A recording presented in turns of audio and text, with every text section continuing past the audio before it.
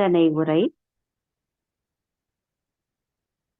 தியானமே யோகம், யோகமே ஞானம். தமிழ் ஆனந்த யோகம். வாழ்க வளமுடன். இன்றைய சிறப்பு சிந்தனை உரை தமிழர் வேளாண்மை முதன்மை முன்னோடி தமிழர் மருத்துவர் திரு ஞானப்பிரகாசம் ஐயா அவர்கள் மயிலாடுதுறை நரசிங்கநத்தம் கிராமத்தை பூர்வீகமாக கொண்டவர். சித்த மருத்துவம் பயின்று தமிழர் மருத்துவம் மக்களுக்கு சேவை செய்து வருகிறார்கள். தமிழர் வேளாண்மையை தரணி எங்கும் தலை தூக்கி நிறுத்திடச் செய்யவும் நீர் மேலாண்மை, வரப்பு உயர்வு, வெப்பம் கடத்துதல், நீரை தேக்குதல், இடுபொருள் குறைந்த செலவில் தமிழர் வேளாண்மையை முன்னிறுத்தி வருபவர் மண்ணின் மைந்தர் திரு ஞானப்பிரகாசம் ஐயா அவர்கள் ராமநாதபுரம் மாவட்டத்திலே பரமக்குடி போகலூர் ஒன்றியத்திலே 30 ஏக்கர் நிலத்தில் அங்குள்ள விவசாயிகளை இணைத்து கூட்டுப்பண்ணை சிறப்பாக நடத்தி வருகிறார்கள். மேலும் விவசாயி தான் உற்பத்தி செய்யக்கூடிய பொருள் அதனை உண்பவனுக்கு கொண்டு சேர்க்க வேண்டியது விவசாயினுடைய பொறுப்பு. உயிரையும் உடலையும் காப்பாற்றும் பொருள் உடனடியாக நுகர்வோருக்கு கொண்டு சேர்க்க வேண்டியதும், உற்பத்தி செய்தும் அதனை பாதுகாத்து பரவலாக்கம் செய்ய வேண்டியதும் விவசாயியின் பொறுப்பு என்பதை ஐயா அவர்கள் அடிக்கடி சொல்லிக் கொண்டிருக்கிறார்கள். அதனை செயல்படுத்தவும் செய்கிறார்கள். வள்ளுவரின் வாக்கு மருந்தே உணவு என்று அரிசியையே மருத்துவத்தன்மை வாய்ந்ததாக தமிழர் வேளாண்மை குழு உற்பத்தி செய்து வருகிறது. அதாவது விதைகள் அரிதுயில் கொள்கிறது என்று ஐயா அவர்கள் சொல்வார்கள். குளத்திலே நீர் வற்றி போகும்போது தாமரையின் உயிர்ப்பு அங்கே நித்திரை கொள்கிறது. விசும்பின் துளி வீழின் அல்லால் மற்ற அங்கே பசும்புல் தலை காண்பு அரிது எனும் வார்த்தைக்கேற்ப அங்கு மழை வந்ததும் அது உயிர் பெற்று எழுகிறது. சித்திரையில் கோடை துயில் கொள்கிறது, அது விழித்தலுக்கு தயாராக இருக்கிறது என்பார். மேலும் மனித மனங்களில் நாம் அன்பையும் நன்மையையும் அறத்தையும் உண்மையையும் அறிவையும் பயிர் செய்யப்பட வேண்டிய ஒன்றாகவும், மேலும் அதை உருவாக்கி அவர்களை இந்த சமுதாயத்திற்கு நல்ல வருங்கால தலைமுறைகளை உருவாக்க வேண்டியதும் நம்முடைய கடமையாக தொண்டாகவும் இருக்கிறது என்று கூறுவார்கள்.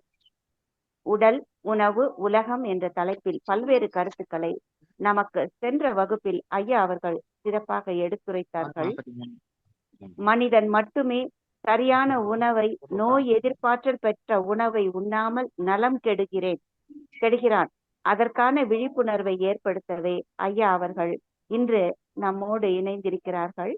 இன்றைய தலைப்பு ஆனந்தம், மகிழ்ச்சி நிரந்தரமானதா தற்காலிகமானதா என்னும் தன்னுடைய சிந்தனை உரையை வழங்க தமிழர் வேளாண்மை முன்னோடி தமிழர் மருத்துவர் திரு ஞானப்பிரகாசம் ஐயா அவர்களை தமிழ் ஆனந்த யோக அருட்தொண்டர்கள் அனைவரின் சார்பாகவும் வாழ்க வளமுடன் என்று வாழ்த்தி வரவேற்கிறோம். வாழ்க வளமுடன் ஐயா, துவங்கலாம். அம்மா வணக்கம். என்னுடைய பேச்சு கேக்குதுங்களா? கேக்குதுங்க ஐயா, சிறப்பா இருக்கு. துவங்கலாம் ஐயா. மகிழ்ச்சி. அனைவருக்கும் வணக்கம். என்னுடைய முகம் தெரியுதுங்களா? கிளியரா இருக்குங்களே. கொஞ்சம் ஆஃப், ரொம்ப ஹெட் மட்டும் தெரியுது. பேக்ரவுண்ட் லைட் இப்ப சரியா இருக்குங்களா? இதே பொசிஷன். நல்லதுமா, நன்றி. சரிங்க. சிறப்பு. தமிழ் ஆனந்த யோகம் குழு உறுப்பினர்கள் அனைவருக்கும் அந்த லைட் ஆஃப் பண்ணிட்டு சொல்லுங்க. அந்த லைட் ஆஃப் பண்ணுங்க. தமிழ் ஆனந்த யோகம் குழு உறுப்பினர்கள் அனைவருக்கும் மிகவும் மகிழ்ச்சி. லைட் ஆஃப் பண்ணு. இன்றைய அருமையான ஒரு அற்புதமான மாலை பொழுதிலே நாம் அனைவரும் இணைந்திருக்கிறோம் என்பது எனக்கு மிகவும் பெருமைக்குரிய மகிழ்ச்சிக்குரிய ஒரு தருணம் என்றே நான் நம்புகிறேன். வாழ்க்கையில மிக முக்கியமான ஒன்று, எல்லோரும் விரும்புகின்ற ஒன்று ஆனந்தம் அல்லது மகிழ்ச்சி. ஆனந்தம் என்பது எல்லையற்றது, அதாவது நீண்ட மகிழ்ச்சி. அதை ஆனந்தம் அப்படின்னு சொல்றோம். நீண்ட மகிழ்ச்சி. மகிழ்ச்சி என்பது நாம் உருவாக்குகின்ற ஒன்று. நல்லது மகிழ்ச்சி அப்படின்னா நான் நிறைவா இருக்கிறேன் அப்படிங்கிறத காட்டுறது. ஆனந்தம் என்பது நீண்ட நாட்களுக்கானது, நீண்ட காலத்திற்கானது, நிலையானது அப்படிங்கிற ஒரு பொருளையும் அதில் எடுத்துக்கலாம். ஆனந்தம், மகிழ்ச்சி இரண்டும் ஒன்றாகவே ஒரு பொருளை தருவதாகவே இருந்தாலும் இரண்டின் கால அளவுகள் வெவ்வேறானது.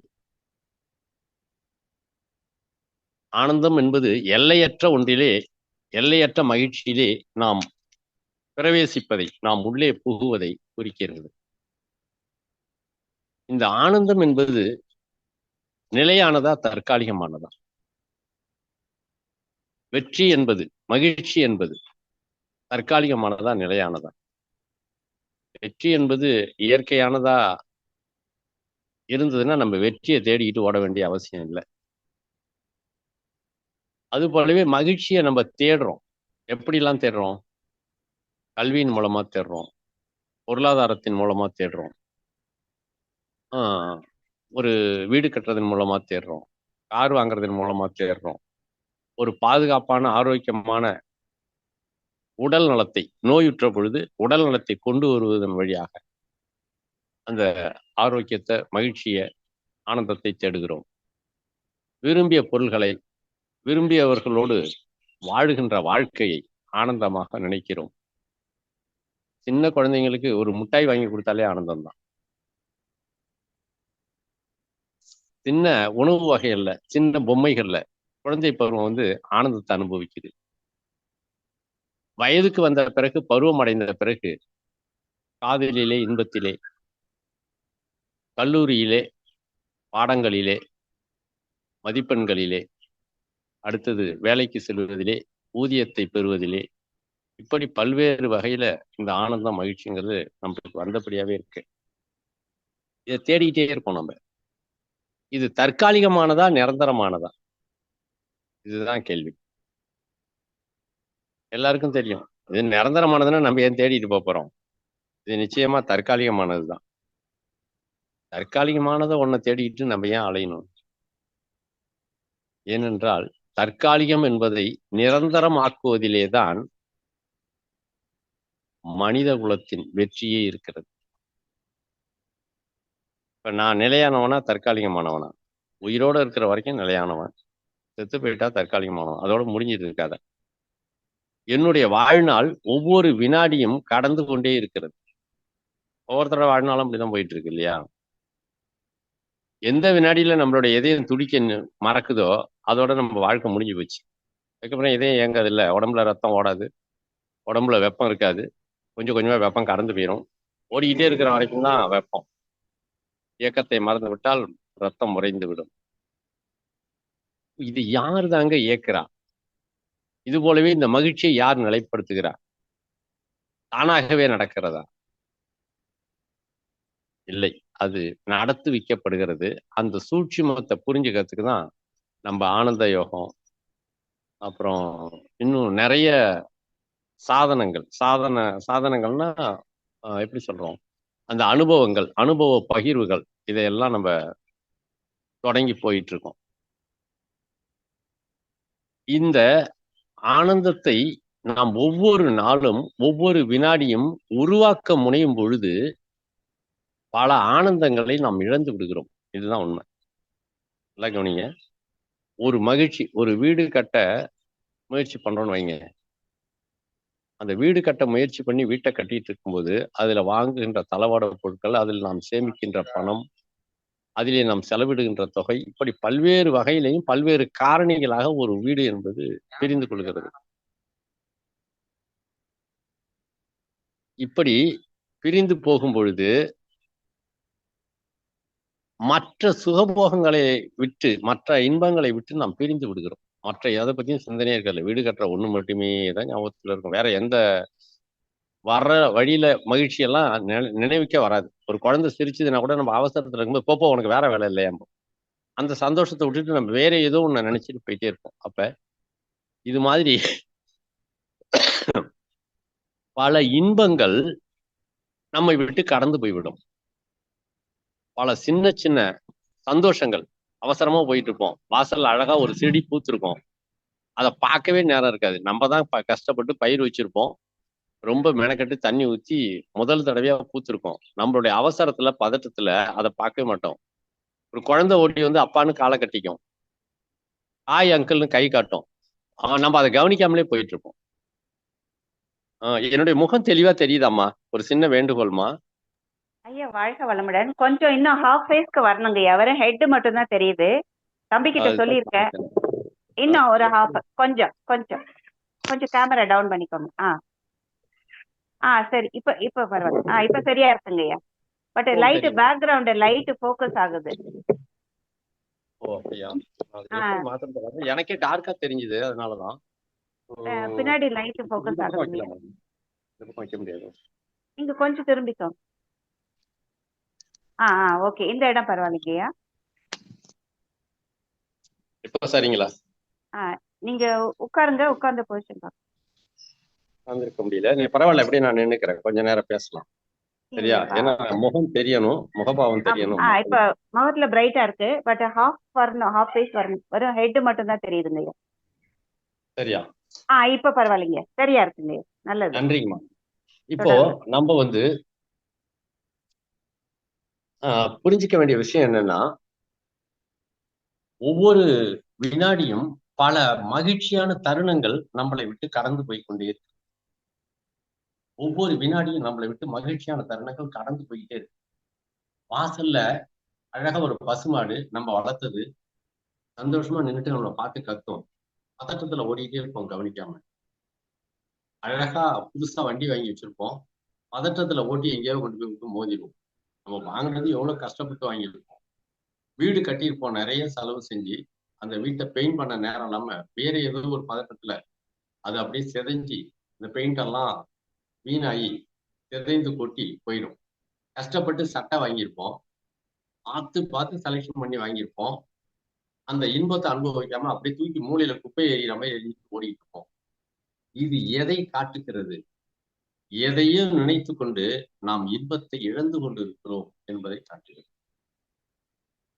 வேறு ஏதோ ஒன்றில் நாம் இன்பத்தை தொலைத்துக் கொண்டிருக்கின்றோம். வேறு ஏதோ ஒன்றின் பாதுகாப்பை நோக்கி, வேறு ஏதோ ஒன்றில் வர வேண்டிய இன்பத்தை நினைத்து ஒவ்வொரு வினாடியிலும் நாம் அனுபவிக்க வேண்டிய இன்பத்தை இழந்து கொண்டிருக்கிறோம். இதுக்குத்தான் முன்னோர்கள் பெரியோர்கள் என்ன சொன்னாங்க? ஒவ்வொரு வினாடியையும் ஒவ்வொரு செயலையும் அனுபவித்து இன்பமாக செய்ய பழகுங்கள். சாப்பிடுறீங்களா? சாப்பாட்டை தவிர வேற எதையும் நினைக்க கூடாது. குழம்பு நிறைய நேரத்துல கீரை குழம்பு நல்லா இருக்கான்னு கேட்டாதான் நம்ம கீரை குழம்பு சாப்பிடுறதே ஞாபகத்து வரும். எனக்கு வேற எதையும் நினைச்சிட்டு சாப்பிட்டு இருக்கோம். அவங்க சமைக்கிறதுக்கு அவ்வளவு நேரம் எடுத்திருப்பாங்க, அவ்வளவு பொறுமையா பார்த்து பார்த்து எல்லாத்தையும் கலந்து மிக அற்புதமா சமைச்சிருப்பாங்க. சாப்பிடுறவங்களுக்காக தானே அவங்க சமைக்கிறாங்க. அவ அதை ரசிக்கணுமா இல்லையா? நேரமே இருக்காது. பார்த்து பார்த்து கட்டின வீட்டுள்ள நுழையும் போது அவசரத்துல நுழைஞ்சு அவசரத்துல வெளியே வரும். ஒரு தடவை கூட அதை கட்டும்போது எவ்வளவு முயற்சி எடுத்தோம், எவ்வளவு பொறுமையா கட்டணும், எவ்வளவு அழகா கட்டியிருக்கோம் அப்படின்னு அதை நினைச்சு பெருமைப்படுறதே இல்லை. இப்படி தாங்க ஆனந்தம், நிலையான ஆனந்தம் எல்லாம் தற்காலிகமானதாக மாறி நம்மை விட்டு அழிந்து கொண்டிருக்கிறது. ஆனந்தம் என்பது நிலையானது. நீங்கள் உருவாக்கி கொண்டு அதை நம்பிக்கொண்டு அதை அனுபவிக்கும் வரை நிலையானது. சர்க்கரையை சாப்பிடாமலே ருசியா இருக்குன்னு சொல்ல முடியுமா? சாப்பிடும்போது சர்க்கரை ருசியா இருக்குங்கிறத நம்ம உணரணுமா இல்லையா? கடமைக்கு அள்ளி உள்ள போட்டு ஓடிட்டோம்னா எப்படி அந்த சுவை தெரியும்? அந்த சுவையினுடைய பெருமை, அந்த சுவையை தயாரிக்க நாம் எடுத்துக்கொண்ட நேரம், அந்த சுவையை வாங்கிய விதம், அது எவ்வளவு சுவையானது, அதற்கு எவ்வளவு நாம் நேரம் எடுத்துக்கொண்டோம், அந்த சுவைத்ததில் எவ்வளவு இன்பம், முதல் முறை சுவைத்தது. இப்படி ஆனந்தம் என்பது நிலையானது. அன்பிலே திளைப்பவர்களுக்கு அன்பை நினைத்துக் கொண்டிருக்கின்ற பொழுது எல்லாம் இன்பமானது. வாழ்ந்த பொழுதுகள் எல்லாம் இன்பமானது. நாங்க எப்படிலாம் சந்தோஷமா வாழ்ந்தோம் தெரியுமா? எப்படிலாம் அந்த பொருளை நாங்க பயன்படுத்தணும் தெரியுமா? முதல்ல அந்த நிலத்தை வாங்கினாங்க எவ்வளவு சிரமப்பட்டோம் தெரியுமா? இந்த வீட்டை கட்ட எவ்வளவு சிரமப்பட்டோம் தெரியுமா? இந்த மார்க் இவ்வளவு மதிப்பெண்கள் வாங்க நான் எப்படிலாம் உட்கார்ந்து படிச்சேன் தெரியுமா? புரியாத கணக்கெல்லாம் எவ்வளவு கஷ்டப்பட்டு போட்டேன் தெரியுமா? நினைப்பதெல்லாம் பெருமையாக இருக்கிறது. நினைவுகள் ஆனந்தத்தை கொண்டு வருகின்றன.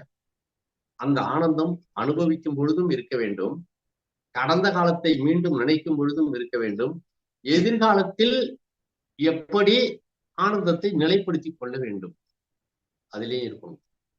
ஒரு குருவி கூடு கட்டுது, பாக்குறோம். கூடு கட்டும்போது என்ன நினைச்சிட்டு கட்டும்? ஒரு இடையா எடுத்துதான் பின்னுது. ஆனந்தமாக நம்ம இதுல வாழ போறோம்னு நினைச்சிட்டு கட்டுது. அந்த வீடு அவருடைய மனசுக்குள்ள வந்துடுது முதல்ல.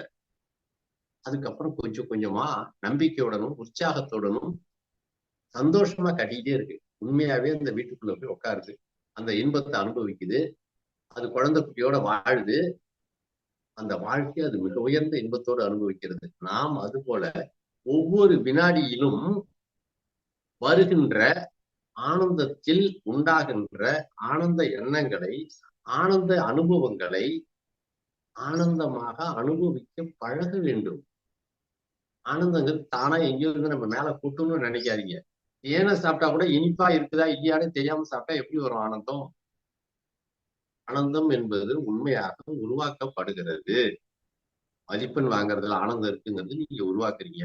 நல்ல சட்டையை வாங்கணுங்கிறதுல ஆனந்தங்கிறது நீங்க உருவாக்குறீங்க. ஒவ்வொன்றையும் உருவாக்குனீங்கல்ல. ஒரு நாள்லயே சட்டை கிழிஞ்சிரும், வாங்கின உடனே மறைஞ்சிரும். அது என்ன கனவா? அது இருக்கிற வரைக்கும் அந்த ஆனந்தத்தை நம்ம அனுபவிக்கணுமா இல்லையா? இப்படித்தான் தற்காலிகமாக உருவாக்கிய ஒரு ஆனந்தத்தை, ஆனந்த அனுபவத்தை நாம் நிலையானதாக மாற்றிக்கொள்ள வேண்டும். இதுதாங்க இன்னைக்கு முக்கியமா சொல்ல வந்த தலைப்பு. நான் சொல்ல உங்கள்கிட்ட பகிர்ந்து கொள்ள விரும்புனது. ஒவ்வொரு பொழுதிலும் இரவு நான் சொல்றேன், மறுபடியும் சொல்றேன், ஒவ்வொரு இரவிலும் தயவு செய்து அன்றைய பொழுதில் நீங்கள் எப்படியெல்லாம் இன்பத்தை அனுபவிச்சிருக்க, எந்தெந்த வேலையை எப்படி செஞ்சீங்க, எதெல்லாம் சந்தோஷமா செஞ்சீங்க, எதெல்லாம் சந்தோஷம் இல்லாம கடமையேன்னு செஞ்சீங்க, எதையெல்லாம் வேண்டாம் வெறுப்பா செஞ்சீங்க, எதையெல்லாம் உண்மையிலேயே ரசிச்சு செஞ்சீங்க அப்படின்னு நினைச்சு பாத்தீங்கன்னா ஆனந்தம் வந்துடும். எப்படியா வரும், நினைச்சு பார்த்தா எப்படியா வரும்.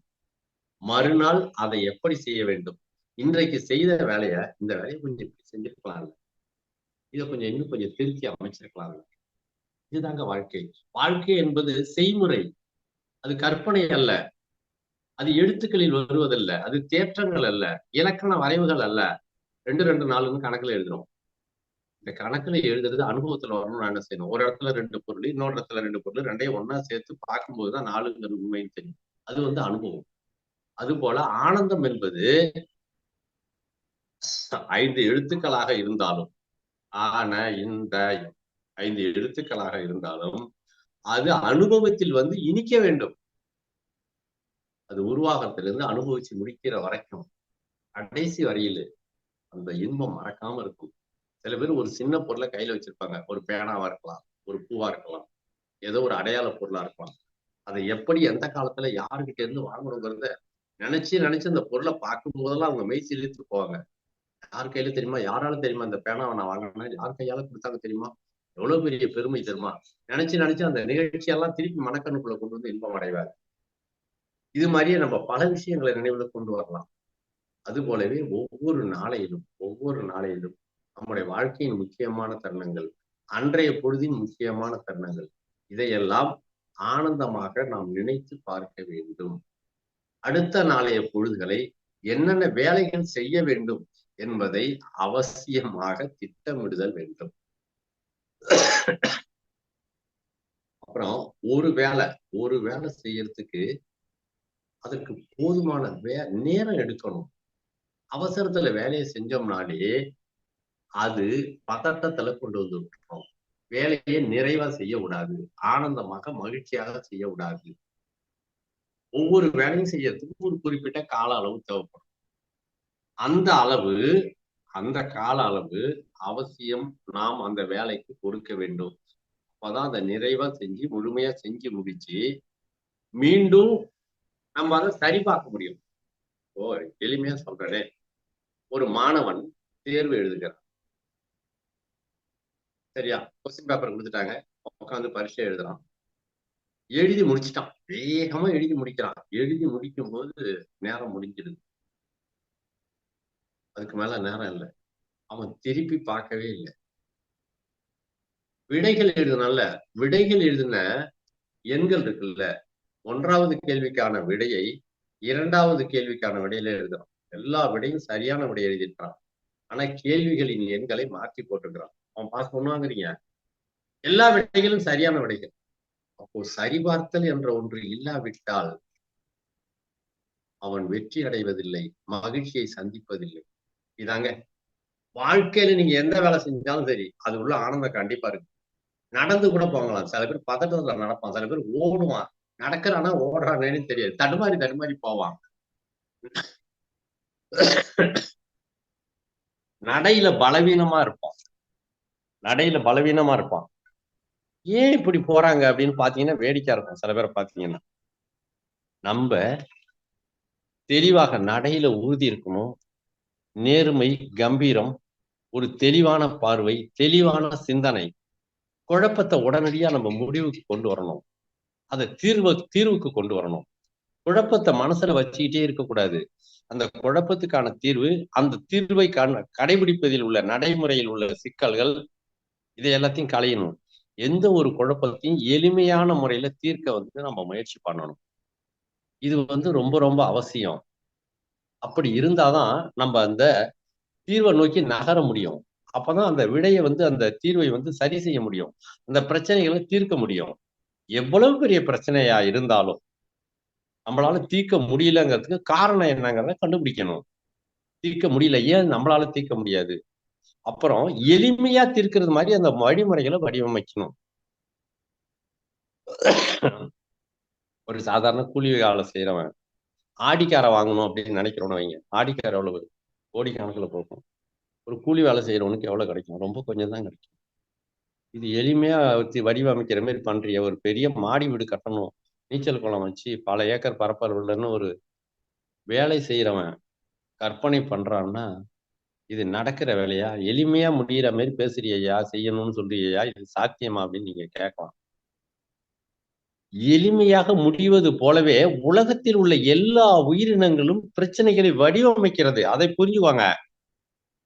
குருவி எங்காவது காங்கிரீட் வீடு கட்டணும்னு நினைக்குதா? தன்னாலேயே முடியறது மாதிரி வடிவமைக்குது பாருங்க. எலி தன்னாலேயே முடியறது மாதிரி வலைய தோண்டுது பாருங்க. நம்ம தாங்க அறிவு இல்லாம காங்கிரீட் வீட்டை கட்டிட்டு அதுக்கு பணத்தை பாதி வாழ்நாள சம்பாதிக்கிற பாதி பணத்தை அழிச்சிட்டு உட்காந்துருக்கோம். அந்த காலத்துல நம்ம முன்னோர்கள் எளிமையா தானே கட்டிட்டாங்க. ஒவ்வொருத்தரும் வேளாண்மை தானே செஞ்சுட்டாங்க, யாரையும் சார்ந்து இல்லாம. ஒரு வீடு கட்டுறது ஒவ்வொரு உழவனும் ஒவ்வொரு வீட்டுல வசிக்கிறவனும் தெரிஞ்சுக்கிற மாதிரி எளிய தொழில்நுட்பமா இருந்தது, சுலபமா சாத்தியமா. அவங்க சம்பாதிச்சு ஒவ்வொன்றையும் செஞ்சுட்டாங்க. நம்மள மாதிரி கோடிக்கணக்கில் கடன் வாங்கி எல்லாம் செய்யறதே இல்லை. பொருளாதாரமே அவங்க தங்களை சார்ந்து இருக்கிறது மாதிரியே வடிவமைச்சாங்க. வலிமையின் உச்சம். யாரும் ஒழுகிற கூரைக்குள்ள வாழவே இல்லை. நீங்க எவ்வளவு பெரிய மாடி வீடு கட்டினாலும், சின்னோண்டு குடிசை வீடு கட்டினாலும், இந்த உடம்பு நனையாமலும் சுகமாகவும் இருக்கிறது மாதிரி நீங்க தங்குற இடம் இருக்குது அதுல, அவ்வளவுதான். மாடி வீட்லயும் உங்க உடம்பு தான் தங்க போகுது, கூரை வீட்லயும் உங்க உடம்பு தான் தங்க போகுது. ஆக புரிதல் தான் உங்களுக்கு தேவை. நீங்கள் துன்பப்படுவதற்கு காரணம் புரிதல் இல்லாமை.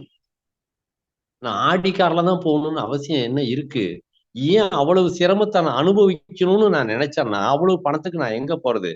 அது எனக்கு தேவையில்லைன்னு நான் முடிவு எடுத்திருந்தேன்னா அது எனக்கு துன்பத்தை கொடுக்காது. அதை நான் வாங்கிதான் தீரணும்னு எனக்கு நானே ஏற்படுத்தி கொள்ளுகின்ற ஒரு கட்டாயம் என்னை என்ன பாடுபடுத்துதுன்னு பாருங்க. அப்போ மகிழ்ச்சியாக வாழ்வது என்பது, ஆனந்தமாக வாழ்வது என்பது நம்முடைய எண்ணங்களிலும் அதை நாம் செயல்படுத்துகின்ற விதங்களிலும் இருக்கிறது.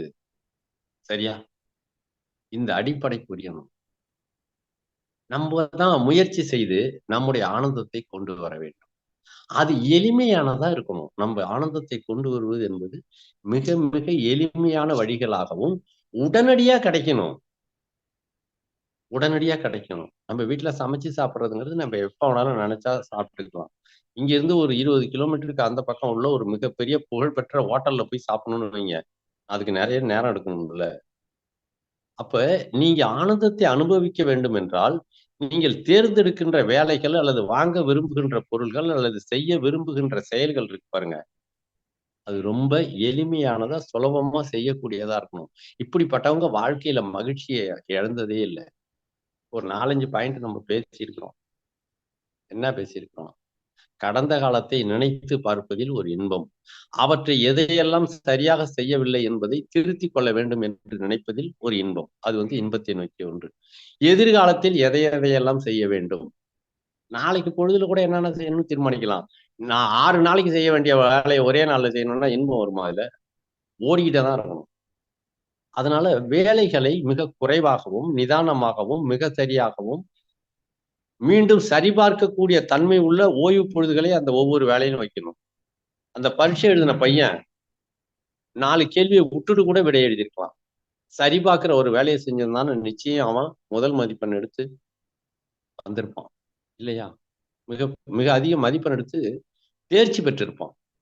சரிபார்க்க கூட தெரியாம கேள்விக்கான விடைகளை மாற்றி மாற்றி எழுதியதால் தோத்து போயிட்டான். எல்லா விடையும் சரியான விடை. ஆனா கேள்விக்கான விடையை மாற்றி எழுதி விட்டதால்.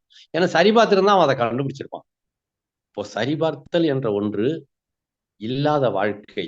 நினைத்து பார்த்து செய்து பார்த்து செய்த வேலையை சரிதானா என்று யோசித்து பார்க்காத வேலை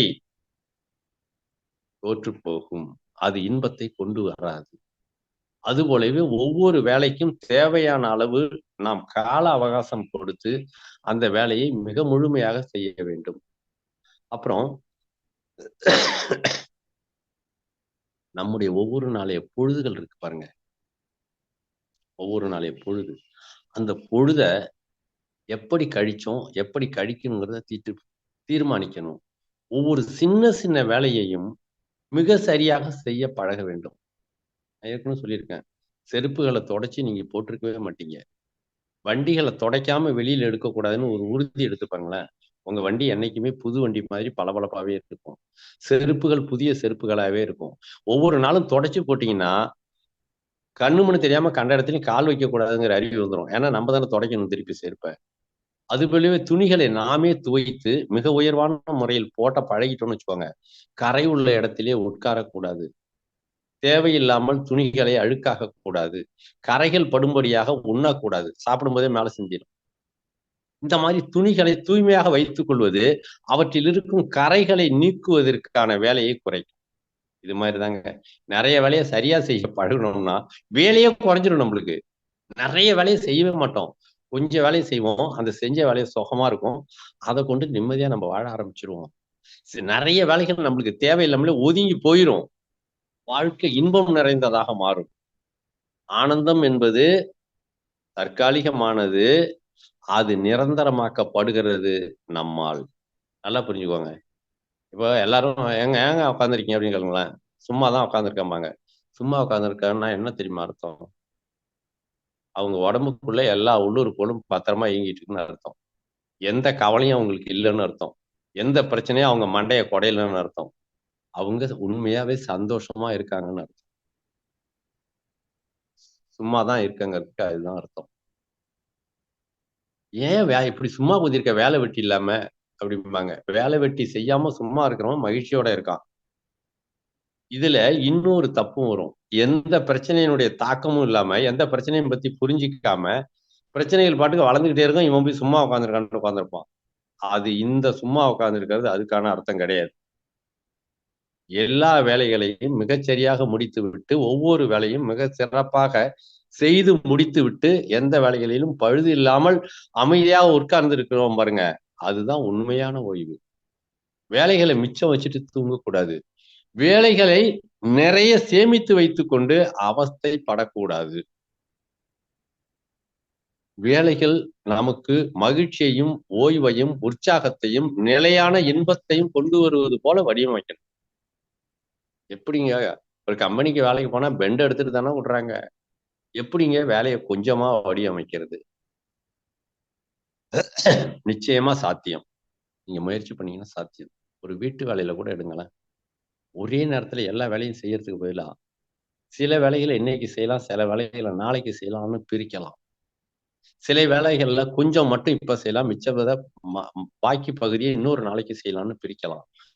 இப்படி நீங்க யோசிச்சீங்கன்னா நிறைய வாய்ப்புகள் இருக்கு நம்ம வாழ்க்கையில இன்பமாகவும் அமைதியாகவும் சந்தோஷமாகவும் வாழ்வதற்கு கண்டிப்பா சிரிப்பு புன்னகை என்பது நம்ம கூட இருந்துட்டே இருக்கணும்.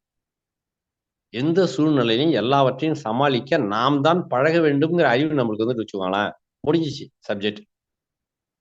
எந்த சூழ்நிலையும் சமாளிக்கிறது நம்ம தான் முடியும். அவங்களுக்கெல்லாம் பொறுமை பத்தாது. நம்ம நின்னோம்னா அதை பொறுமையா சமாளிச்சிருவோம் அப்படின்னு உங்களுக்குள்ள ஒரு தன்னம்பிக்கை நீங்களே உருவாக்கணும். அதுக்காக முயற்சியும் செய்யணும். நண்பர்கள் வட்டத்துல பேசும்பொழுது, சிரிக்கும் பொழுது, ஒரு பிரச்சனைகளை எளிதா தீர்க்கறதுக்கு நம்ம முயற்சி செஞ்சு பழகிட்டே இருந்தீங்கன்னா, நெறைய பிரச்சனைகள உங்களுக்கு தீர்க்க முடியுங்கிறது உங்களுக்கே தெரியும். உங்க நண்பர்கள்லாம் பாராட்டுவாங்க. அவங்க உற்சாகப்படுத்துவாங்க. உங்களுக்கே பிரமிப்பா இருக்கும். ஏன்னா, இதுவரைக்கும் நீங்க அந்த மாரி சிந்திச்சிருக்க மாட்டீங்க. அந்த மாரி பிரச்சனைகளுக்குள்ள போய் எளிமையா யாரையும் புண்படுத்தாம எப்படி சமாளிக்கிறதுன்னு தெரிஞ்சுக்காமலே இருந்திருப்பீங்க. இது போலவே வீட்டு வேலைகள மற்றவங்கள விட இந்த வேலைய நம்ப செஞ்சா எப்படி செஞ்சிருப்போம் அப்படின்னு நெனச்சு பார்த்தீங்கன்னாலே, பல வேலைகள நமக்கு எப்படி செய்யணுங்கிறதே தெரியும். மறுபடியும் புரிஞ்சுக்கோங்க. இது எல்லாமே ஆனந்தத்தை உருவாக்குவதற்கான வழிகள். இப்படி ஆனந்தத்தை உருவாக்க கற்றுக்கொண்டு, நாம் செய்து கொண்டு, இதை கொஞ்சம் கொஞ்சமாக மற்றவர்களுக்கும் பரப்ப வேண்டும். ஒரு உழவன் என்னங்க செய்றான்?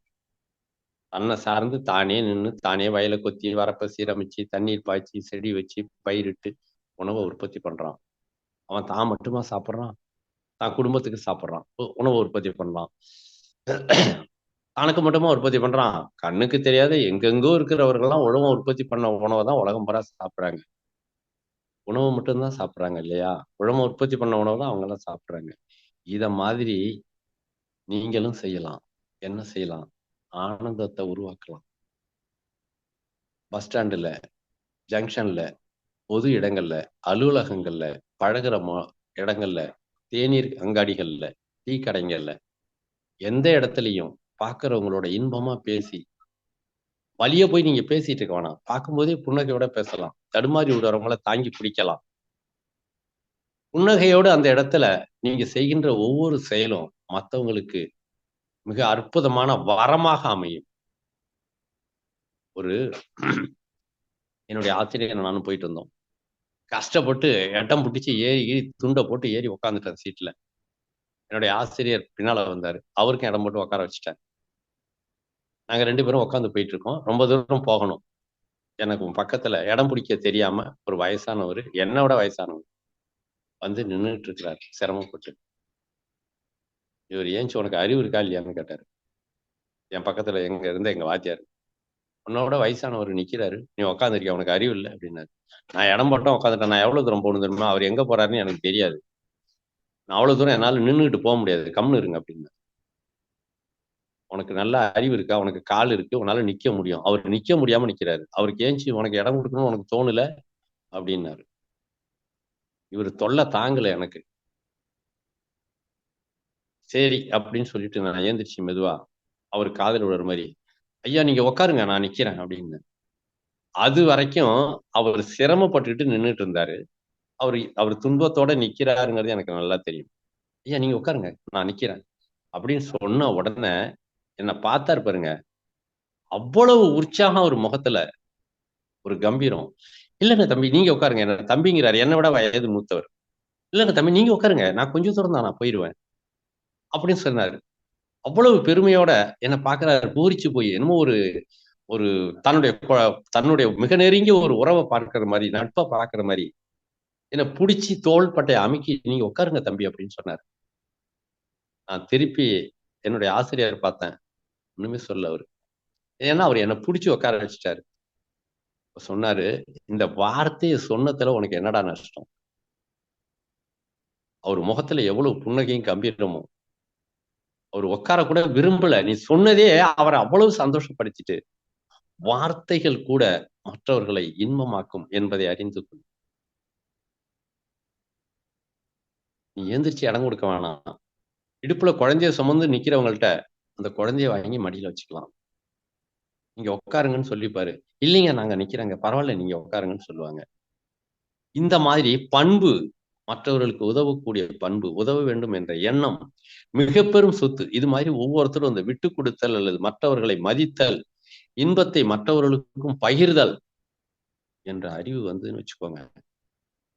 நம்ம வாழுற பூமியே சொர்க்கமாயிரும். உழவன் உருவாக்குற உணவு மட்டும் தான் எல்லாரும் சென்றடையணும்னு இல்ல. நம்ம உருவாக்குற ஆனந்தம், நம்ம குழந்தைகள்ட்ட நம்ம சொல்லிக் குடுக்குற ஒழுக்க முறை, மற்றவர்களுக்கும் கொடுத்துவிட்டு நீயும் தின்பண்டத்தை தின். மற்றவர்களோடு சேர்ந்து பழகு. பெரியவர்களை மதிக்க கற்றுக்கொள். கழிவுகளை சரியாக விலக்க கற்றுக்கொள்.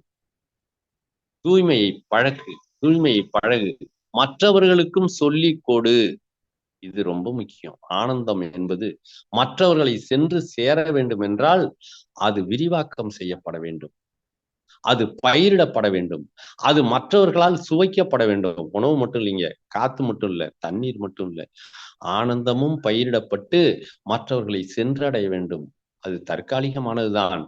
ஆனால் நாம் எல்லோரும் நினைத்தால் அதை நிரந்தரமாக்க முடியும். எல்லோருக்கும் உரிமையாக்க முடியும். என்றைக்குமாக நிலையான பொருளாக மாற்ற முடியும். தண்ணீர் இருக்கு பார்த்தீங்க தானே? தண்ணீர் தெரியும் உங்க எல்லாருக்கும். தண்ணீர் எப்படி இருக்கும்? தண்ணீரா தான் இருக்கும். வெப்பம் எடுத்ததுன்னா பனிக்கட்டியாவும் இருக்கும். தண்ணீர் இல்லையா? திடப்பொருளா இருக்கும். அப்புறம் தண்ணீரா இருக்கும். அப்புறம் ரொம்ப சூடாயிடுச்சுன்னா நீராவியா மாறி காணா போயிடும் பூமியில. தரையில தண்ணி ஊத்துனா ஆவியா போயிடுதா இல்லையா? ஆனாலும் இந்த நீர் இல்லாம எந்த விதையும் முளைக்கிறது இல்ல. அந்த நீர் வந்த பிறகு தான் விதைக்குள்ள உற்சாகமும், மகிழ்ச்சியுமே வருது. அதுக்கப்புறம் இலை விடுது, துளிர் விடுது, பூ வருது, தேனீக்கள் வருது, வண்ணத்து பூச்சிகள் வருது. தோட்டமே, பூமியே சொர்க்க பூமியாக மாறுகிறது. நீர் ஒரு மாயப் பொருளாக இருக்கிறது. எவ்வளவு பெரிய அதிசயத்த கடவுள் இயற்கை வச்சிருக்கிறது பாருங்க. ஒரு மறையக்கூடிய ஒன்றிலிருந்து உண்மையான மகிழ்வு உண்டாகி விரிவடைந்து கொண்டே செல்கிறது. ஒரு முறை என்னுடைய ஆசிரியர் சொன்னார், "ஒன்றும் தெரியாத பொழுது பிறக்கிறோம். கொஞ்சம் தெரிந்தவுடன் வாழ்க்கை மறைந்து விடுகிறது." ஒன்றும் தெரியாத பொழுது, ஒன்றும் தெரியாமலே பிறக்கிறோம். கொஞ்சம் தெரிந்தவுடன் வாழ்க்கை மறைந்து விடுகிறது. ஆனா, அந்த கொஞ்சம் தெரியறத வச்சுக்கிட்டு மிகப்பெரிய வெளிச்சத்தையும், மகிழ்ச்சியையும் நம்மால உண்டாக்க முடிஞ்சதுன்னா, அதை விட இந்த பூமியில் சாதனைகள் என்று எதுவுமே இல்லை. ஒவ்வொரு நாளும், ஒவ்வொரு நிமிடமும் நாம் மனிதர்களோடு பழகுகிறோம். விலங்குகளோடு பழகுகிறோம். பறவைகளோடு பழகுகிறோம். செடிகளோடு பழகுகிறோம். பார்க்கின்ற பூமியிலே பழகுகிறோம். எல்லாவற்றையும் பார்க்கிறோம். இது இப்படி இருந்தா நல்லா இருக்கும். இது இப்படி இருந்தா நல்லா இருக்கும். ஒவ்வொன்னையும் நம்முடைய மனம் எடை போட்டுக் கொண்டே இருக்கிறது. இதுதான் வாழ்க்கை. இதிலே நாம் இன்பத்தை அனுபவித்து, மற்றவர்களுக்கும் அந்த இன்பத்தை பரப்புவதற்கும், அனுபவிப்பதற்கும் வழி செய்ய வேண்டும். சில பேரு தான் சொல்லிக் குடுத்துட்டே இருப்பாங்க. இவங்க இன்னொரு ஆசிரியரை உருவாக்கவே மாட்டாங்க. மாணவர்கள் நெறைய பேர் இவர்கிட்ட வந்து கருத்து கேட்டுக்கிட்டே இருப்பாங்க. இவரு சொல்லிக்கிட்டே இருப்பாரு. இவரு சொல்லிக் குடுத்த யாரும் இன்னொருத்தருக்கு சொல்லிக் குடுக்க மாட்டாரு. அப்ப இத பத்தி நீங்க என்ன நினைக்கிறீங்க? இவரு ஆசிரியரையே உருவாக்கல. இவரு மாணவர்கள தான் கட்டி வச்சுக்கிட்டு இருக்காரு. நீங்க எப்ப ஆசிரியரா உருவாக்குவீங்க? நீங்க செருப்ப தொடச்சு போட்டுக்கிட்டே இருக்கீங்க. எல்லார் செருப்பையும் நீங்க துடைக்கிறீங்க. எல்லார் துணியும் நீங்க துடைக்கிறீங்க. அதுபோலவே எல்லார் துணியையும் வீட்டுல உள்ள ஒவ்வொருத்தரும் துவைச்சாங்கன்னா, கரையோட பையன் வூட்டுக்கு வரமாட்டான். அந்த கரைய எடுக்கிறது எவ்வளவு சிரமம்னு அவனுக்கு தெரியும். அதுபோலவே பணத்தை சம்பாதிப்பது ஒருவர், செலவு செய்வது ஒருவர் என்னும் பொழுது, அந்த செலவு செய்வதில் இருக்கின்ற இன்பம், உருவாக்கும் பொழுது எவ்வளவு துன்பம் என்பதை அவர்கள் அறிவதில்லை. அதனால இன்பமும், துன்பமும் எல்லோருக்கும் பகிரப்படும் பொழுது, உண்மையான இன்பமாக அது மாறுகிறது. என்னய்யா இது? துன்பம் எல்லாருக்கும் பகிரப்படும்போது இன்பமா? நிச்சயமாக.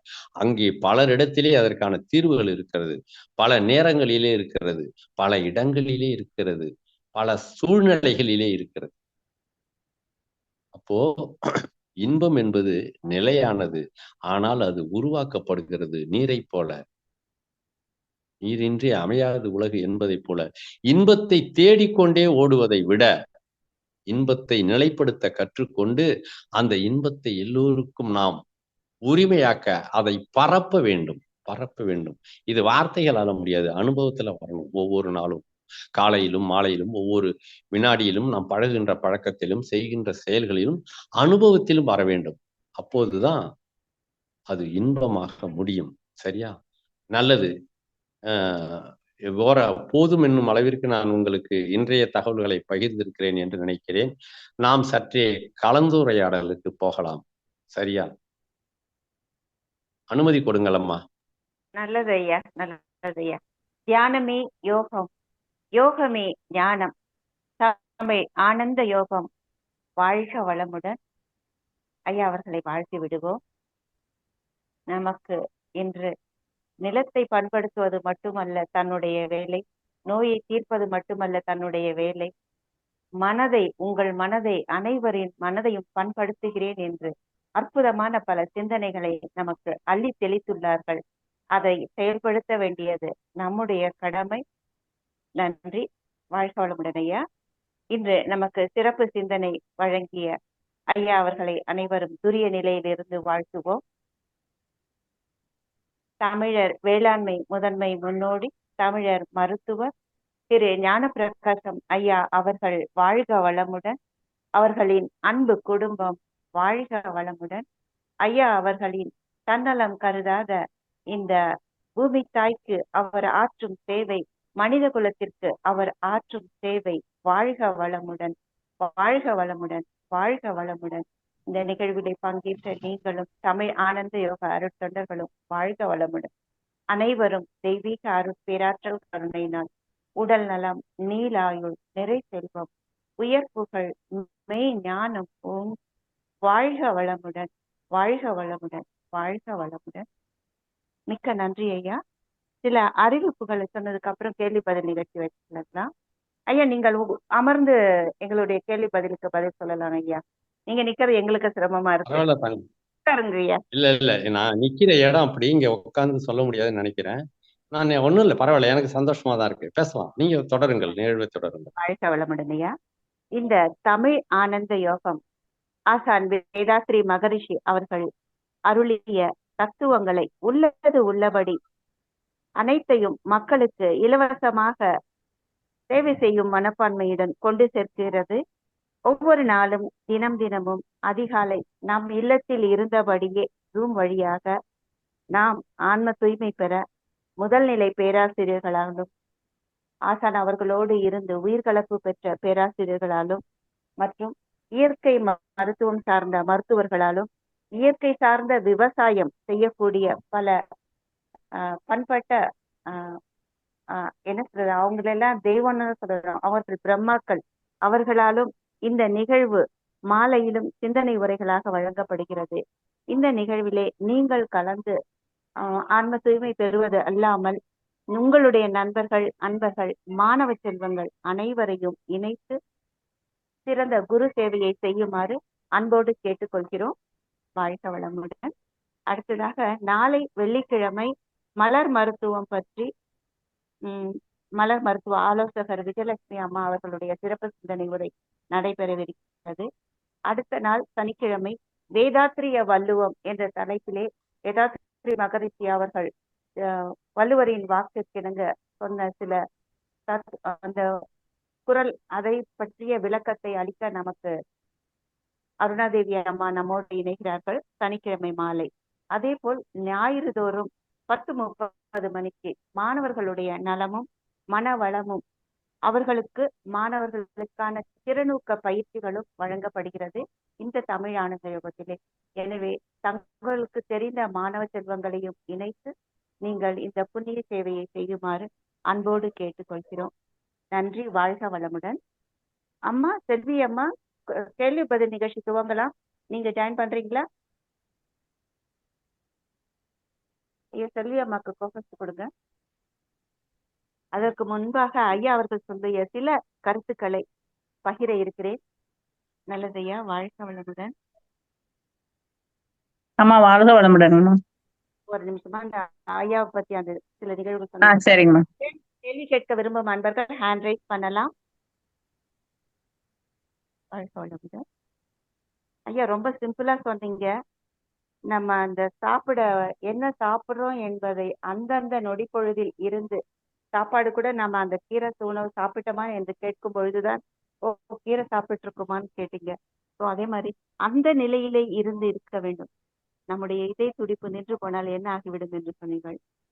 அதாவது ஆனந்தம், மகிழ்ச்சி, அது எல்லையற்றது, எல்லையில்லாதது. இந்த பிரபஞ்சத்தை போல இருக்கக்கூட சொன்னீங்க. நிலையான ஆனந்தத்தை நாம் உருவாக்க வேண்டும். அந்த ஆனந்தத்தை நிலைக்காக இருப்பதே இன்பம், ஆனந்தம் என்று மிக சிறப்பாக சொன்னீர்கள். அந்த நினைவுகளை ஆனந்தத்தை கொண்டு வருகிறது. கடந்த கால நினைவுகளை நாம் எடுத்துக்கொண்டோமானால் அது ஆனந்தத்தை கொண்டுகிறது. சில தவறுகளை நாம் திருத்திக் கொள்ளவும் உதவுகிறது.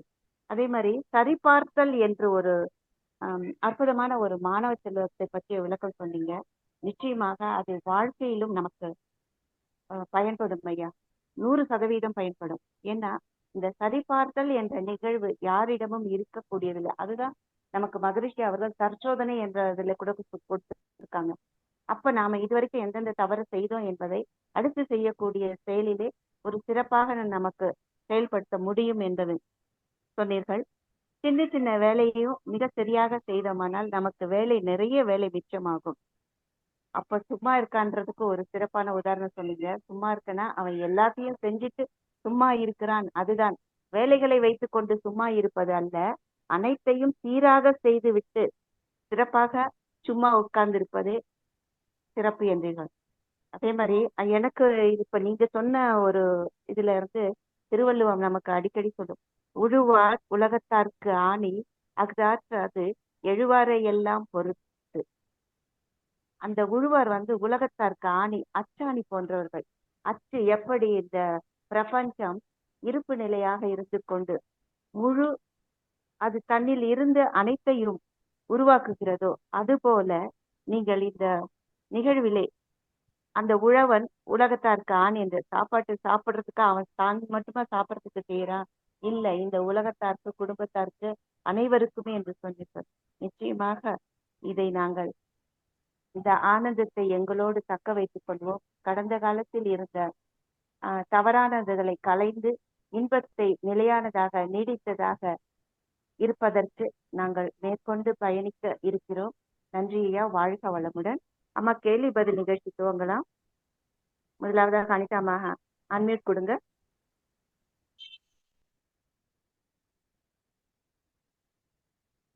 தியானமே யோகம், யோகமே ஞானம், தமிழ் ஆனந்த யோகம். வாழ்க வளமுடன். ஐயா வணக்கம். ஐயா வாழ்க வளமுடன். வணக்கம்மா. வணக்கம் ஐயா. இன்னைக்கு நீங்க பேசுற தலைப்பு ரொம்ப மிகவும் சிறப்பா இருந்தது. என்னன்னா, இப்போ அவசர உலகமா எல்லாரும் ஓடிக்கிட்டே இருக்காங்க ஐயா. நின்று நிதானிச்சு நம்ம வாழ்க்கைய ரசிக்கணும். அத இன்பமா நமக்கு கிடைச்சிருக்க உலகம், பூமி, தண்ணி, நிலம், அந்த சாப்பாடு எதையுமே ரசிக்காம ஓடிட்டு இருக்காங்கன்றத தெளிவா சொன்னீங்க ஐயா.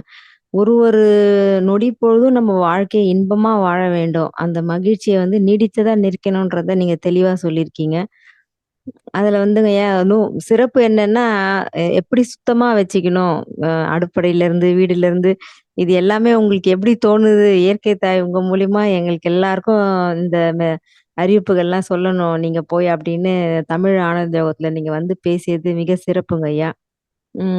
ஒரு பூ பூக்கிறதோ, காய் காய்க்கிறது இதெல்லாம் பார்க்கும்போது நிஜமாவே எனக்கு மனசு உள்ளுக்குள்ள மனசு எனக்கு எப்பவுமே அது மகிழ்ச்சியா இருக்கும். ஒரு செடி சின்னதா ஒரு விதை போட்டோன்னே அதை முளைக்கிறத பார்த்தா அந்த இயற்கையினுடைய இன்பம் அனுபவிக்கலாங்கய்யா. அது முளைக்கும் போதே அந்த விதையை தாங்கிட்டு அது வெளியில வரும். அந்த சின்ன துளிர் வரும் பாருங்க.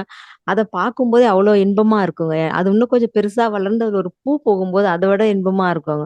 நான் ரசிச்சிருக்கேங்க ஐயா. நீங்க எல்லாம் எடுத்து கூறியதுக்கு ரொம்ப நன்றிங்க. ரொம்ப சிறப்பு. காய் இருந்தா அதுக்கு மேல அழகா இருக்குங்க. அந்த காய் கனிஞ்சு அது தானா கீழே விழுந்து அதை எடுத்து குடும்பத்துல இருக்கவங்க எல்லாருக்கும் கொடுத்து சாப்பிடும்போது அளவில்லாத அனுபவிக்கக்கூடிய மகிழ்ச்சிங்க ஐயா. அது நீங்க எடுத்து கூறும்போது இன்னும் நல்லா சிறப்பாக இருந்ததுங்க ஐயா. ரொம்ப நன்றிங்க ஐயா. உங்களுடைய தன்னலமற்ற இந்த சேவை என்றென்றும் தொடரட்டும். வாழ்க வையகம். இல்ல ஆமாங்க. நன்றி அம்மா. இல்ல சுயநலம்.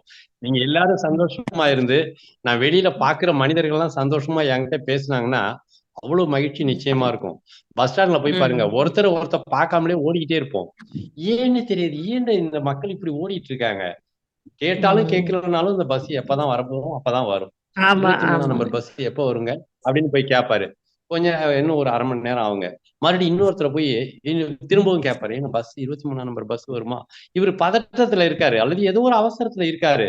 இவரு கேட்கலனாலும் அது கண்டிப்பா வரும். அது வர்ற நேரத்துலதான் ஆனா வரும். அந்த நேரத்துல இவரு பதற்றமா வேற ஏதோ ஒரு பதற்றமே நடந்தாலுமே கூட, ஒரு ஆபத்துல இருக்காங்க யாரோ ஒருத்தர்னாலும் கூட, நீங்க போன பிறகுதான் அந்த ஆபத்தை எதிர்கொள்ளவே முடியும், அதை சரி செய்யவே முடியும். நீங்க அதை விட பதற்றத்துல இருந்தீங்கன்னா போகும்போது பர்ஸை காண அடிச்சிடலாம், பதற்றத்துல வேற எதையாவது தொலைச்சிடலாம். இதனால நிதானத்தை விட மிகச்சிறந்த சொத்து கிடையாது. அது போலவே ரசிக்கிறது இருக்கு பாருங்க, ஒவ்வொரு வினாடியும் ரசிக்கணும். அது அதுதாங்க வாழ்க்கையில புதையல். கடவுள் கொடுத்தது நிச்சயம் இன்பத்தை மட்டுமே. இன்பத்துலதான் நம்ம உருவாக்குறோமே. இன்பத்துல தான் பிறக்கிறோம். வாழும் காலம் வரையில் நம்மால் மற்றவர்களுக்கோ, மற்றவர்களால் நமக்கோ இன்பத்தை தேடிக்கொண்டே இருக்கிறோம். ஒண்ணு மத்தவங்க நம்ம வழியா இன்பத்தை தேடுறாங்க, குடும்பத்துல கூட நினைச்சுக்குவாங்க. அல்லது மத்தவங்க வழியா நம்ம இன்பத்தை தேடுறோம். இதை தேடிக்கிட்டே இருக்கோம். உண்மையில அது நம்மளை கடந்து போயிட்டே இருக்கு. ஒவ்வொரு கண்டிப்பா வினாடியிலும் நாம் அனுபவிக்கிற செயல்கள், உண்ணுகின்ற உணவு, உடுக்கின்ற உடை, கண்டிப்பா சில இதை அனுபவிக்கும் போதுதான் தெரியும். சில இது நீங்க செஞ்சுக்கிட்டு இருப்பீங்க, உண்மையாவே இன்பமான வேலையா இருக்கும். உதாரணத்துக்கு நான் சொல்றேன், என்னுடைய வண்டியை ஒரு நாள் கூட துடைக்காம நான் எடுத்ததே கிடையாது இன்னைக்கு வரைக்கும். 15 வருஷமா மோட்டார் சைக்கிள். நாங்க 2 பேர் சிறப்புங்க இருக்கோம். ஐயா. நீங்க 2 பேர் இருக்கீங்க, ஆளுக்கு ஒரு மோட்டார் சைக்கிள் வச்சுக்கலாம்ல அப்படின்னு கேட்பாங்க. யார் வண்டியை துடைக்கிறது? ஏன்னா வண்டியை துடைக்கிறதுக்கும் ஓட்டுறதுக்கு நான் துடைக்கலனாலும் வண்டி ஓடும்ல. இல்ல வண்டியை துடைக்காம ஓட்டக்கூடாது. இது ஒரு ஆமா உறுதி. ஆமா அது போல சட்டைய வாங்கினா அதை கசக்கி போடவே கூடாது. அது அந்த அந்த மடிப்பு குறையாம அது தூய்மையா போடணுங்கிறது நான் இயற்கையிலேயே எனக்கு அது கண்டிப்பா நோய் கண்டிப்பா. கூட. அப்படி வச்சுக்கோங்க. இந்த ஆளுக்கு சட்டையை தேய்க்காம போட மாட்டான் அப்படின்னா அது நோய் மாதிரி. ஆனா அது பல நேரங்கள்ல பல பேரை ஆச்சரியப்பட வச்சிருக்கு. நான் அதை நினைச்சு பெருமையா நினைப்பேன். இந்த வண்டி ஒரு நாள் கூட பழசா நான் பார்த்ததே இல்லை அப்படின்னு ஒரு பையன் சொல்றாரு. அவர் வெளியூர்ல இருந்து வந்திருக்கிறாரு. அவர் அப்பதான் பக்கத்தூர்ல இருக்கிறாரு. அவர் ஒவ்வொரு சீசனுக்கு வந்துட்டு போறவர். அவர் ஒரு தொழில் செய்யறாரு. அவர் அண்ணே உங்க வண்டி மாதிரி வண்டி புதுசா நான் எப்பவும் பார்த்ததே இல்லை மாதிரி. நாங்க தொடச்சிக்கிட்டு இருக்கோம், அவ்வளவுதான். 13 வருஷத்து வண்டி. இதுல இருந்து அதே போல இந்த உடைகளின் தூய்மை எங்க நின்னாலும் நமக்கு பெருமையாவே இருக்கும். சட்டையில ஒரு சின்ன கரையா இருந்துட்டுனா எனக்கு பேசுறதுலயே மனசே போவாது. அந்த கரையை அவங்க பார்த்துட்டே இருக்காங்கிற எண்ணமே இருந்துட்டு இருக்கும். இது நம்மை தூய்மைப்பட வைக்கும். ஒரு சின்ன சொல்லு தவறா சொல்லிட்டோம்னா, ஐயோ அவர் மனசு புண்படுற மாதிரி நம்ம பேசிட்டோம் போலவே, அதை நினைச்சிட்டே இருப்பார்ல அவரு. இது மற்ற சிந்தனைகள்ல இருந்து நம்மள சிந்தனைகளே செய்ய விடாம மறைச்சிடும். அப்போ இது மாதிரி நம்மை நாம் சீர்படுத்தி கொண்டே போக வேண்டும். நம்ம ஒவ்வொரு தடையும் குடும்பத்திலேயே நம்ம 4-5 பேரும் சந்தோஷமா பேசுறோமா, குழந்தைங்களோட சந்தோஷமா இன்னைக்கு பேசியிருக்கோமா, சாப்பிட்டுருப்பாங்க, தூங்கியிருப்பாங்க, பொழுது விடிஞ்சிருக்கும், ட்ரெஸ் பண்ணியிருப்போம், போயிருப்பாங்க, நீட்டா போயிட்டு நீட்டா வந்திருப்பாங்க, ஆபீஸ் போயிருப்பாங்க, வீட்டு வேலைகளை செஞ்சிருப்போம், சந்தோஷமா செஞ்சிருக்க மாட்டோம். அதுதான் கோட்டைங்க. ஆனந்தம் தான் கோட்டை விடுறது. அது செஞ்ச பிறகு அப்பா இன்னைக்கு அருமையா பொறுமையா செஞ்சேன், நேத்து கூட கொஞ்சம் அவசரத்துல தொடச்சிட்டேன், இன்னைக்கு சுத்தமா தொடச்சிருக்கேன். இதை ஒவ்வொருத்தரையும் செய்யவும் அனுபவிக்கவும் வச்சுட்டீங்கன்னா வாழ்க்கை முடிஞ்சிருச்சுங்க. நம்ம போனாலும் பூமி அழகாவும் பாதுகாப்பாவும் இருக்கும். நம்ம குடும்பம் பத்திரமா எல்லாரும் வாழ கத்துப்பாங்க. இதுதாங்க ஆசிரியரா எல்லாரையும் மாத்தணும். எல்லாரையும் எப்படி செய்ய வைக்கணும், புரிய வைக்கணும். இதுதான் நம்ம சாதிக்க வேண்டிய சாதனை. இதுதான் தற்காலிகமான இன்பத்தை நிலையாக மாற்றுவது. தண்ணீர் தற்காலிகமானது. பனிக்கட்டியா இருக்கும், தண்ணீரா இருக்கும், ஆவியா மாறி காணா போயிடும். ஆனா அதுல வரப்புங்கிற ஒன்ன தூக்கி அந்த பூமிக்குள்ள பூமியினுடைய ஈர்ப்பு விசையோட உள்ள கொண்டு போய் பூமி உள்ள இருக்கிற வெப்பத்தை கடத்திட்டு அங்க நீரை அடுத்த ஆண்டு வரையில், மழைக்காலம் வரையில் நீரை சேமிக்கிறான் பாருங்க, அவன் தாங்க உழவன். வெப்பம் இருக்கிற இடத்துல தண்ணி தங்கவே முடியாது. அதனால முதல்ல வெப்பத்தை கடத்தணும்னாலே அதுவே நீரால தான் முடியும். எப்பெல்லாம் நீரின் கொதிநிலையை விட வெப்பம் அதிகரிக்கிறதோ அப்பெல்லாம் நீர் என்ன செய்யும், உடனே வெப்பத்தோட கலந்து நீராவியா மாறி மேல போய் வெப்பத்தை இழந்து மேகமா மாறி மீண்டும் குளிர்ந்த நீரா மாறி பூமிக்கு வரும். அது வந்த உடனே மறுபடியும் வரப்போ உயர்த்தி அங்கேயே வச்சிருவோம். பூமியினுடைய ஈர்ப்பு விசையோட தரைக்கு வெளியில தண்ணி வைக்கிற இடத்துக்கு பேர் தான் வயல். அது பூமி உள்ள நுழைஞ்சு இறங்கி அங்க உள்ள பூமியின் உள்ள எப்பெல்லாம் வெப்பம் அதிகரிக்குதோ அப்பெல்லாம் அது நீராவியா மாறி மேல போயிடும். ஆனா வெப்பம் குறைச்சலா இருந்தா பூமி உள்ளே இருக்கும் தண்ணியா. அந்த மாதிரி காலங்காலமாக நிறுத்திய நீர் தான் பூமியில் உயிர்களை வாழ வைக்கிறது, நிலைப்படுத்துகிறது. அது மாதிரி நம்ம உருவாக்குற மகிழ்ச்சி ஆனந்தமும் நம்ம குடும்பத்துக்குள்ள அப்படியே பற்றி படரணும். நம்ம உறவுகளுக்கெல்லாம் படரணும். நம்ம வாழுகின்ற நண்பர்கள் இடங்களுக்கெல்லாம் போகணும். பொது இடங்களுக்கெல்லாம் கொஞ்சம் கொஞ்சமா நம்ம அதை விதைக்க முயற்சி செய்யணும். கண்டிப்பா முடியும். இன்னையிலிருந்து மாறலாம். சின்ன சின்ன வேலைகள்ல மாறலாம். மிகவும் மகிழ்ச்சி அம்மா, உங்களோட பேசியதில் மிகவும் மகிழ்ச்சி. மகிழ்ச்சிங்க ஐயா. நீங்க தன்னலம் மாற்றாம ஓடிக்கொண்டே இருக்கீங்க. உங்க உழைப்பின் ரகசியம் தெரிஞ்சுக்கணும்னா உங்க கூடவே இருக்கணும் போல இருக்குங்க ஐயா. அவ்வளவு சிறப்பா நீங்க ஓய்வு விவசாயம் ஒரு பக்கம், மருத்துவம் ஒரு பக்கம். நிச்சயமா நிச்சயமாங்க ஐயா. விவசாயம் ஒரு பக்கம், மருத்துவம் ஒரு பக்கம், 2 தோல்ல தூக்கிட்டு நீங்க நடையே கூட வேகமா தான் இருக்குங்க ஐயா. நீங்க வாழ்க வளமுடன். உங்களது அன்பு குடும்பம் வாழ்க வளமுடன் ஐயா. நன்றிங்க ஐயா. நன்றி.